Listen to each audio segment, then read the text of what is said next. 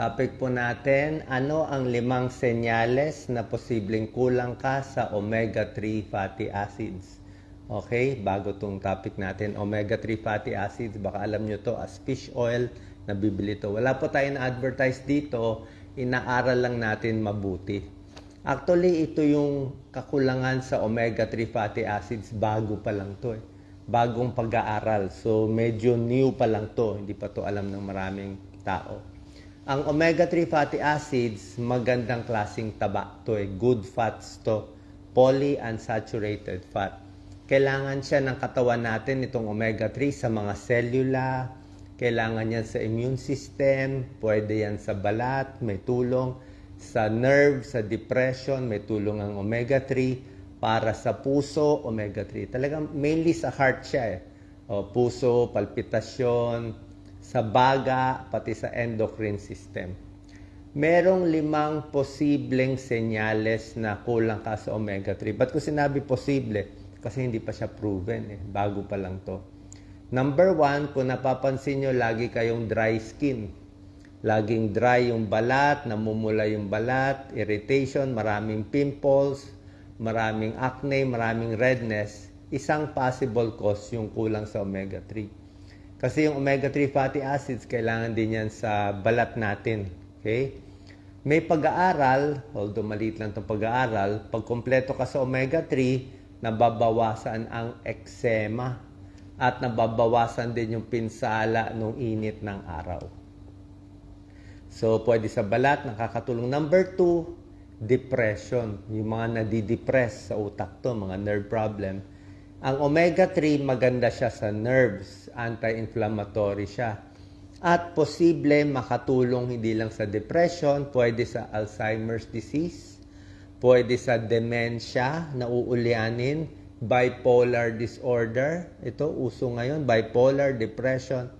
May isang pag-aaral, pag ang tao kulang sa omega-3 sa dugo, mababa omega-3 fatty acids mo, mas nadidepress sila.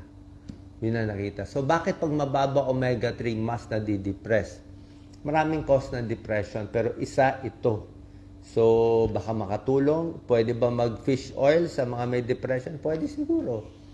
Proven ba? Hindi pa siya proven, pero wala namang masama eh, kung gusto niya i-try.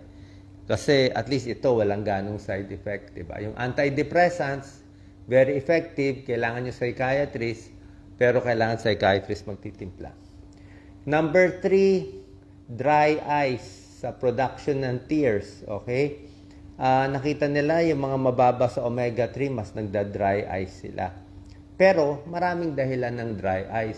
Pagkaedad, baka yung pilik mata. Isa lang to, one of the causes. Pag nagkakaedad, nagkaka-dry eyes din. Meron tayong pinapatak. Number 4, possible sign kulang ka sa omega-3, joint pain. Masakit yung mga buto-buto. Okay? Yung mga may arthritis, osteoarthritis, rheumatoid arthritis. Osteoarthritis, nasisira yung cartilage. Yung mga parang sa mga litid natin nasisira. So may pag-aaral, pag binigyan ng omega-3 fatty acids, nababawasan ang sakit sa joints. So nababawasan ng joint pain, mas lumalakas. Omega-3 posible makatulong sa osteoarthritis, sa rheumatoid arthritis. Pero, nililinaw ko, maliit na pag-aaral pa lang to. So, preliminary pa lang, hindi pa tayo sure. Iba dito, animal study, sa hayop pa lang. So, hindi pa ganun ka-establish ito. Pero, parang baka makatulong.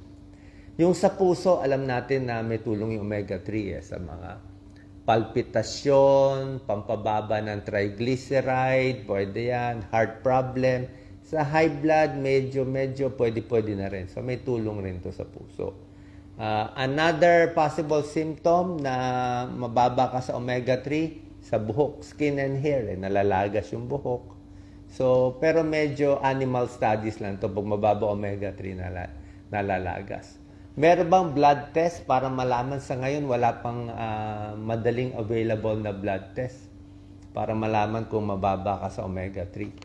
So, unang-una, paano gagawin natin? Pwede sa pagkain, kukunin tong omega-3 fatty acids. Pwede rin sa supplement, yung marami kayo nabibiling fish oil yan. Wala pa tayo na-advertise Pero sari-sari eh. Dalawa kasi pinakamagandang supplement na medyo maraming pag-aaral. Ito yung omega-3 fatty acids, omega-3 fats which is fish oil, tsaka yung probiotic. Yung dalawa medyo maganda. Probiotic, omega-3, medyo maraming pag-aaral. Yung iba, pa konti-konti meron. So ano muna pagkain mataas sa omega-3 fatty acids? Halos lahat ng isda at seafoods. Okay? So, yung bad, yung mga western diet sa Amerika, puro karne, baboy, baka. Yung mga maraming isda sa Japan, yan, fish, seafoods, maganda. Anong klaseng isda? Mataas, salmon eh. Kaya lang, mahal ang salmon. Ulo ng salmon, merong ibang mura. Tuna, mackerel, sardines, bangus, alumahan, iba't ibang klaseng isda. Ito, sardines, tuna, mackerel, salmon, bangus, alumahan at iba pa. Oyster, mataas din. Talaba. May mga mani.